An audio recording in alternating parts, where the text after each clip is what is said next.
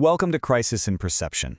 Today we're looking up, way up, at the emerging geopolitics of space.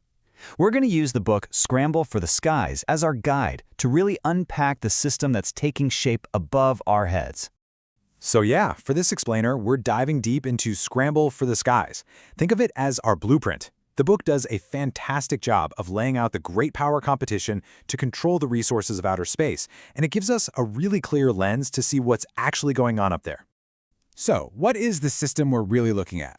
Well, it's not just another space race for bragging rights. That was the old way. The authors argue it's much, much deeper than that.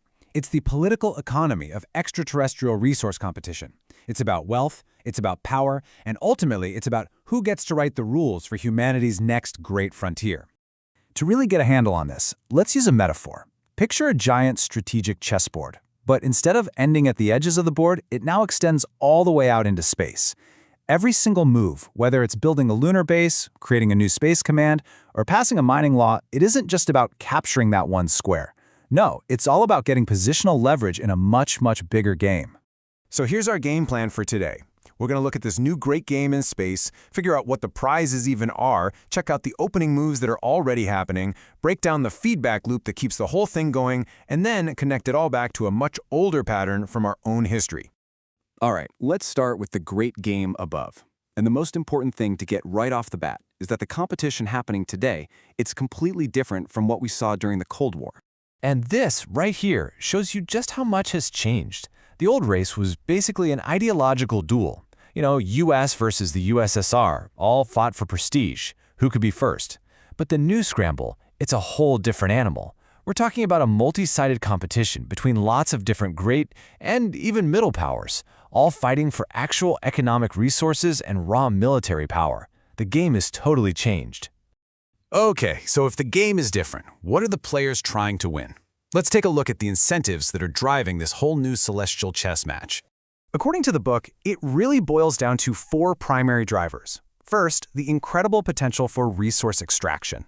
Second, the decisive military advantage you get from controlling the ultimate high ground of space. Third, the timeless game of national prestige and status. And finally, and this one's really interesting, deep-seated strategic cultures. The unique history and worldview that shapes how each nation sees threats and opportunities. And this quote absolutely nails that last point. It shows exactly how earthly thinking, the logic of territorial disputes right here on the ground, is being projected directly onto space. It frames places like the Moon and Mars not as some common heritage for all of us, but as strategic territory that needs to be claimed and controlled before someone else gets there first. And when we talk about resources, the scale is, well, it's almost impossible to wrap your head around. No, that's not a typo. The book points out that just one asteroid about 2 kilometers wide is estimated to be worth $20 trillion in precious metals. And remember, there are thousands of these near-Earth asteroids. This is the kind of economic prize that's fueling the whole scramble. So with prizes that big, you can bet the game is already underway. Let's look at the opening moves and the totally predictable outcomes of this new Scramble for the Skies. This stuff isn't some distant sci-fi future. It's happening as we speak. This timeline shows how nations are already building the legal scaffolding to claim space resources. The US made the first move in 2015, basically creating property rights in space. Then tiny Luxembourg followed, setting itself up as a hub for space mining companies. And then the US doubled down in 2020, rejecting the old idea of space as a global commons. These are all major strategic moves on that chessboard. This brings us to a really important tension. The way we talk about space publicly is all about peaceful exploration and advancing humanity. But the geopolitical reality, as described in Scramble for the Skies, is about building industrial footholds, securing strategic positions, and a new wave of resource nationalism. So why is this competition only going to get more intense? Well, it's because the system has a kind of built-in engine, a feedback loop that basically makes the whole scramble self-perpetuating. Here's how it works, and it's pretty simple. Step 1, a country achieves something new. Let's say they build a base on the moon. Step 2, their rivals don't see that as a cool scientific achievement, they see it as a major strategic threat. So Step 3, they pour resources into their own programs to close that gap. And Step 4, the cycle just repeats, and with every turn, the competition gets faster and more intense. And this, right here, is the crisis in perception. It's what happens when we talk about space expansion as if it's all just neutral, friendly science, when in reality it's competitive, geopolitical positioning. And that gap between the public story and the strategic reality, that's where the real danger lies. To really see this system clearly, we have to zoom out and connect it to a much bigger, much older pattern from human history. Because believe it or not, this isn't the first time we've done this. So the most crucial point here is that this scramble for the skies isn't really new at all.